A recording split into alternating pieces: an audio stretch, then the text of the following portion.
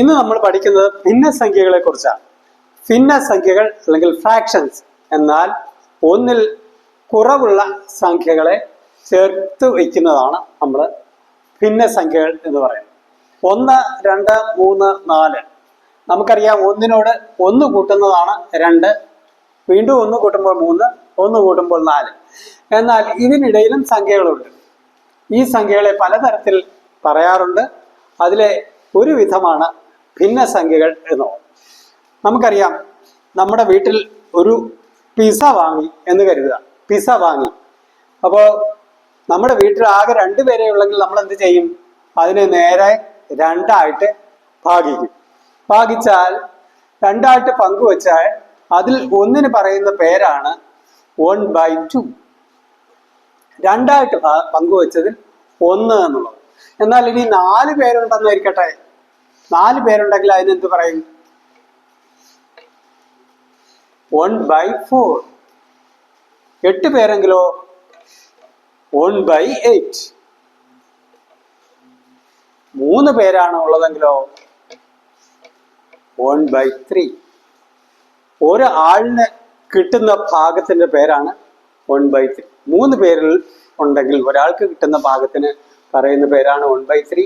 2 പേരുണ്ടെങ്കിൽ 1/2. 4 പേരുണ്ടെങ്കിൽ 1/4. അതായത് 2-1, 3-1, 4-1, 8-1 ഇങ്ങനെ പലതായിട്ട് നമ്മൾ ഭാഗിച്ചെടുക്കും. നമ്മുടെ വീട്ടിലായാലും നാട്ടിലായാലും നമുക്കുള്ള വിഭവങ്ങൾ തുല്യമായി വിഭജിക്കപ്പെടേണ്ടതാണ്, അല്ലേ?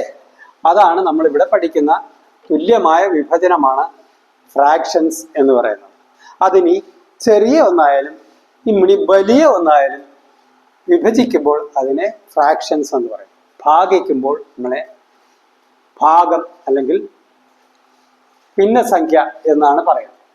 അപ്പോൾ ഇതില് നമ്മൾ എത്ര ആയിട്ട് ഭാഗിച്ചു എന്നുള്ളതിനെ നമ്മൾ ഛേദം എന്ന് മലയാളത്തിൽ പറയും, ഇംഗ്ലീഷിൽ ഡിനോമിനേറ്റർ എന്ന് പറയും.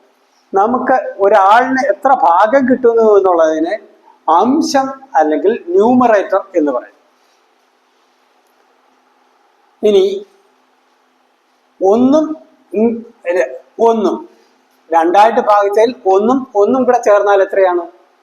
പൂർണ്ണമായ ഒരു 1ആണ്, ഒരു ഫുൾ 1 ആയിക്കാൻ.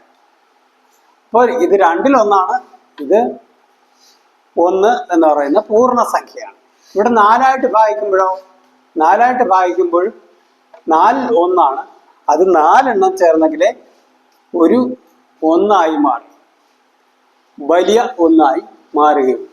അപ്പോൾ ഇതിലെ 4-1 2 ചേർന്നാൽ ഇവിടെ 2-1 തുല്യമാവും. അപ്പോൾ അങ്ങനെയുള്ള ഫ്രാക്ഷൻസിനെ പറയുന്ന പേരാണ് ഈക്വൽ ഫ്രാക്ഷൻസ് അല്ലെങ്കിൽ തുല്യ ഭിന്നങ്ങൾ, തുല്യമായ ഭിന്നസംഖ്യ. അതൊക്കെയാണ് 1/2, 2/4.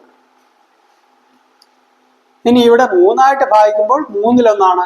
ഇനി ഇതിനെ വീണ്ടും ഭാഗിച്ചാലോ? വീണ്ടും ഭാഗിച്ചാൽ അത് 6-1 മാറും, കിട്ടുന്നത്. അപ്പൊ 6-ലെ 3 എടുത്താലും എന്താണ്? തുല്യ ഭിന്നമാണ്. അതുകൊണ്ട് 6-3 അല്ലെങ്കിൽ 3/6 എന്ന് പറയുന്നതും ഈക്വൽ ഫ്രാക്ഷൻ ആണ്. ഇങ്ങനെയുള്ള ഭിന്നസംഖ്യകളെ പറയുന്ന ഒരേ വിലയുള്ള ഭിന്നസംഖ്യകളെ പറയുന്ന പേരാണ് ഈക്വൽ ഫ്രാക്ഷൻസ് അല്ലെങ്കിൽ തുല്യ ഭിന്നങ്ങൾ എന്ന് പറയും. ഇനി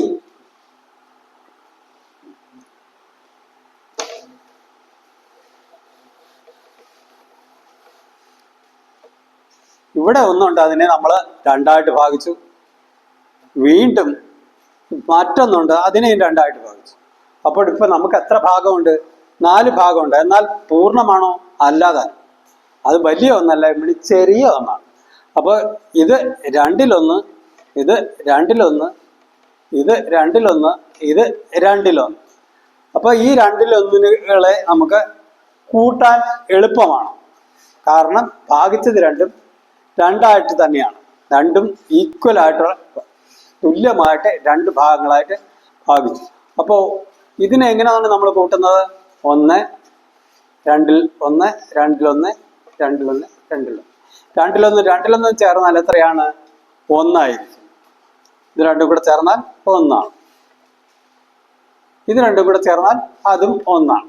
അപ്പൊ ഇത് രണ്ടും കൂടെ ചേർന്നാൽ, ഇതെല്ലാം കൂടെ ചേർന്നാൽ നമുക്ക് കിട്ടുന്നത്, നമുക്കറിയാം ആദ്യമേ വിഭാഗിച്ചപ്പോൾ തന്നെ രണ്ടെണ്ണമാണ് ഉണ്ടായിരുന്നത്. അപ്പോൾ ഒന്നും ഒന്നും രണ്ട്.